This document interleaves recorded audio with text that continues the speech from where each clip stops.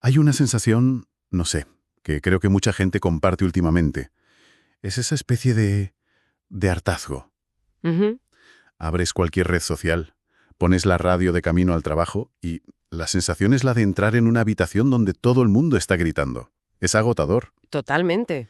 Pues bien, hoy vamos a meternos de lleno en un texto que le pone nombre y apellidos a esa fatiga. Se titula Manifiesto de hartazgo. Vaya título. Y es una radiografía, ¿eh? Bueno, brutal de lo que su autor describe como una crisis en los medios de la República Dominicana. La idea es desgranar juntos este documento, que empieza como un desahogo personal y acaba siendo, ya veremos, una llamada a la acción. O sea que va más allá de la queja. Mucho más. Y para que nos hagamos una idea del tono, la primera frase no puede ser más directa. Empieza con un «ya me cansé». No, qué sé yo, artículo de opinión. Claro. No busca debatir, busca declarar una postura. Y, aunque se centra, como dices, en la realidad dominicana, lo que a mí me parece fascinante es que podría haberse escrito en Madrid, en Buenos Aires O en Los Ángeles. o en Los Ángeles, los problemas que describe, la polémica como negocio, la degradación del debate público, son el pan de cada día en el ecosistema mediático global. Es un retrato local de una pandemia global, diría yo. Totalmente. De hecho, vamos a la raíz del problema que plantea.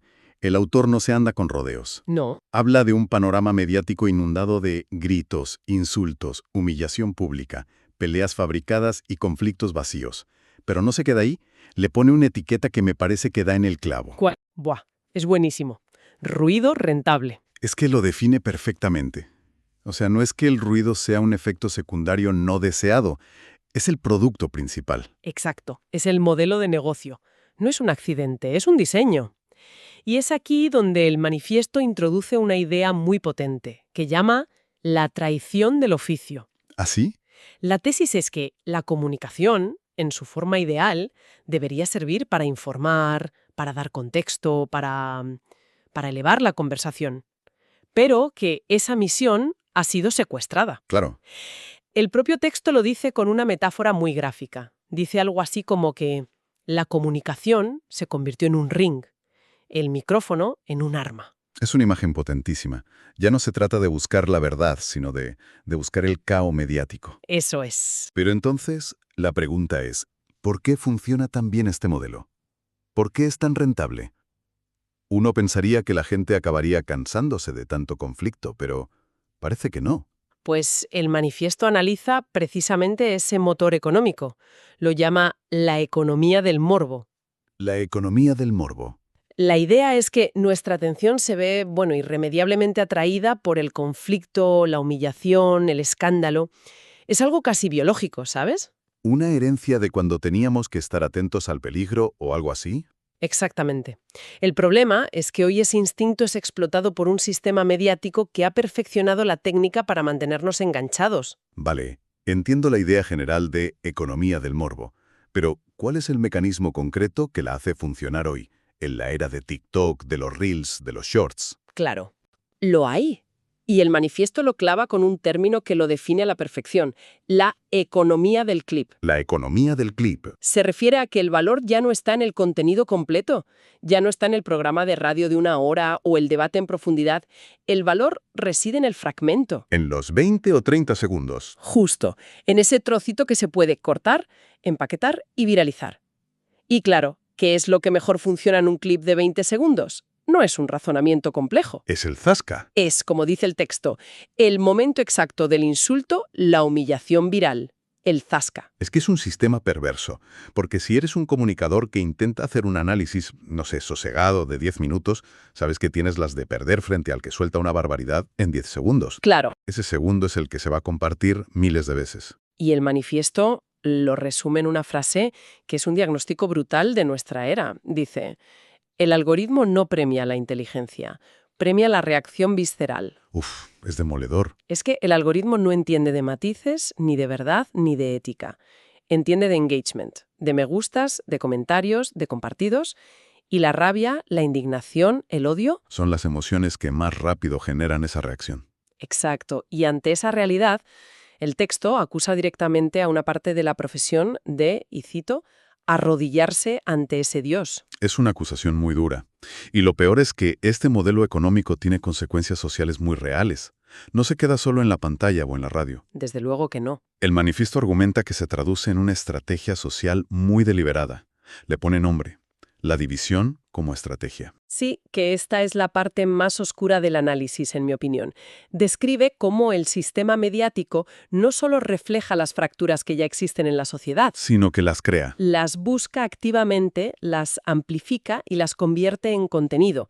En el caso dominicano, habla de popis versus guau guau, que son sus propias etiquetas locales, pero es un patrón universal. Claro, en cualquier país podemos encontrar esos binomios: ricos contra pobres, urbanos contra rurales. Progresistas contra conservadores, el eterno nosotros contra ellos. La idea entonces no es entender esas divisiones, sino echarlas a pelear en directo Para monetizar el conflicto. para monetizarlo, sí. Es como si la sociedad fuera un gallinero y algunos medios se dedicaran a azuzar a los gallos para luego vender entradas. Sí, exactamente, esa es la idea que transmite el texto. Lo dice sin rodeos. El objetivo es fracturar la sociedad y monetizarla. Cito: el odio fideliza, la rabia engancha, la polarización paga. Es una lógica de mercado pura y dura aplicada a la discordia social. ¿Y mientras tanto? Y lanza una advertencia final sobre esto. Dice: mientras el pueblo discute, nadie piensa. Se genera una cortina de humo, una crispación constante, que impide que se hablen de los problemas reales. Pero claro, para que todo esto funcione y se mantenga en el tiempo, tiene que haber una sensación de que no pasa nada, de que todo vale. Por supuesto. Y el manifiesto también analiza esa cultura. La llama la impunidad del micrófono. La impunidad del micrófono. Es la idea de que en este ecosistema se han evaporado los estándares. No hay consecuencias por mentir, por difamar, por insultar. El único criterio de éxito es la audiencia o la viralidad. Si algo funciona, se repite. Se repite, sin importar el coste ético. Es un vale todo donde la irresponsabilidad se ha convertido en la norma. Lo que me parece más retorcido de todo esto es cómo se le da la vuelta al lenguaje para justificarlo. De repente ser un maleducado es algo bueno. ¿Es una virtud? ¿Es una virtud? El manifiesto habla de esto, ¿verdad? Sí, y es un punto crucial. Dedico una parte a desglosar este nuevo diccionario de la comunicación tóxica. Por ejemplo, denuncia como ser maleducado se confunde con ser real. Uf, eso se ve todos los días. Todos. La mala educación ya no es un defecto de carácter, sino una prueba de autenticidad. Alguien suelta una barbaridad y si le critican, la respuesta es: yo es que digo las cosas a la cara, no soy un hipócrita. Se ha creado una coartada para la grosería. O esa otra idea de que ser vulgar es ser honesto. Exacto. El texto dice: ser vulgar se vende como decir la verdad, como si la falta de respeto fuera un sinónimo de sinceridad y el lenguaje cuidado, pues una forma de ocultar algo. Es tremendo. Y quizá la más peligrosa de todas es como ser irresponsable se celebra como valentía. Lanzar una acusación sin pruebas, destruir la reputación de alguien sin datos, eso se disfraza de un acto de coraje contra el sistema. El resultado al final es... Pues, como advierte el manifiesto, es que la mediocridad se normaliza y el debate público se degrada hasta el fango. Vale, el diagnóstico es desolador. Pero aquí viene la pregunta clave. ¿Y qué? ¿Es esto inofensivo? ¿Es solo entretenimiento de mal gusto? ¿O realmente nos hace daño? El manifiesto es tajante en este punto. Dedica una sección entera que titula El daño silencioso a argumentar que no es inofensivo en absoluto. Me lo imagino. Sostiene que este ruido constante no se queda en las ondas de la radio o en la pantalla del móvil. Penetra en nuestra forma de pensar, de hablar y de relacionarnos. Nos moldea sin que nos demos cuenta. Y menciona daños concretos, ¿no? No es solo una sensación abstracta. No, los enumera. Habla de daño a la salud mental, porque nos expone a un bombardeo constante de negatividad, de estrés, de ansiedad. Claro. Habla de daño al lenguaje, porque lo empobrece, lo reduce al insulto y al eslogan. Menciona el daño a la convivencia, porque erosiona la empatía y nos enseña a ver al que piensa distinto como un enemigo. Y a la capacidad de diálogo, supongo. Y, sobre todo, y esto me parece fundamental, el daño a la capacidad de diálogo. Porque si la única forma de comunicación que consumimos es el grito, perdemos la habilidad de escuchar, de argumentar. Y de llegar a acuerdos. Hay una frase en esa sección que se me quedó grabada.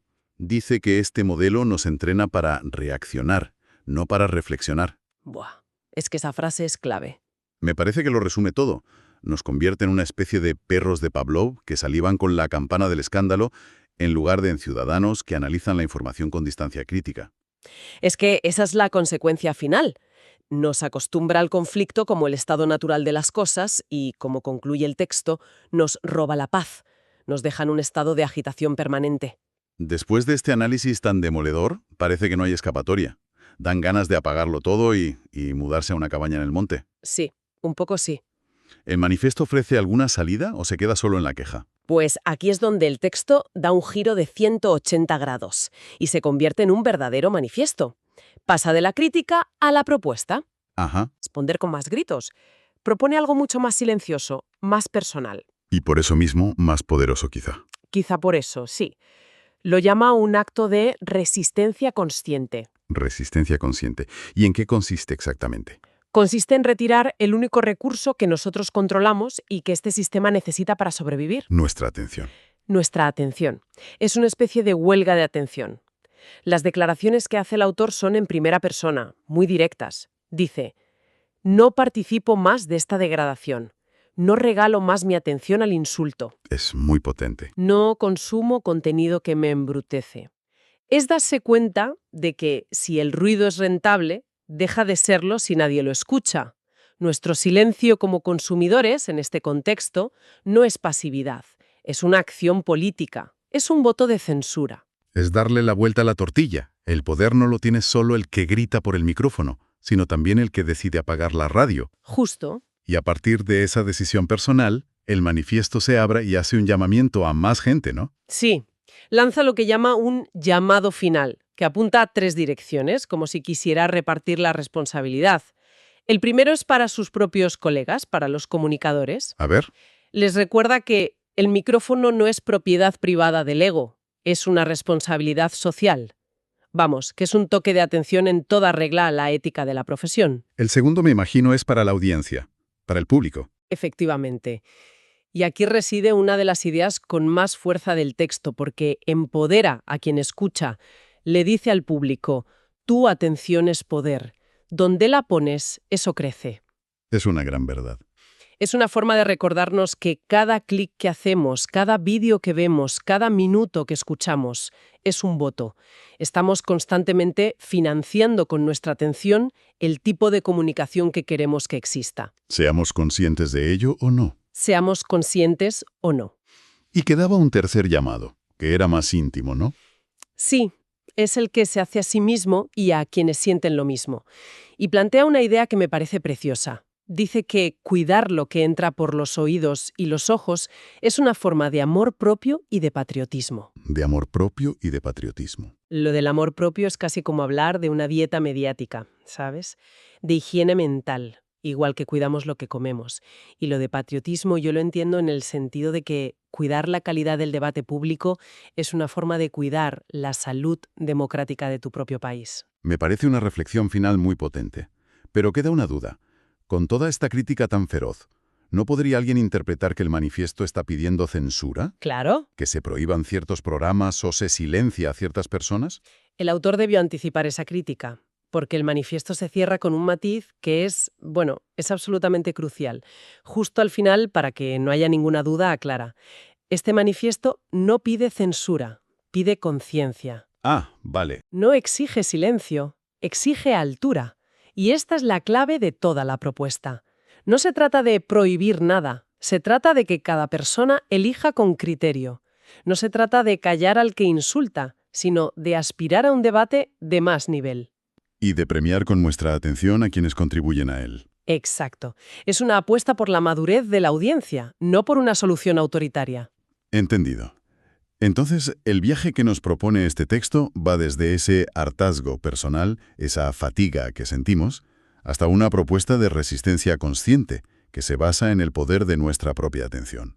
Sí. Si tuviéramos que resumir en 3 ideas clave lo que hemos analizado, yo diría que son, primero, el concepto de ruido rentable para diagnosticar el problema. Sí. Segundo, la economía del clip como el motor que lo alimenta. Y tercero, esa disyuntiva final entre conciencia o censura como el camino a seguir. Es una síntesis perfecta del recorrido.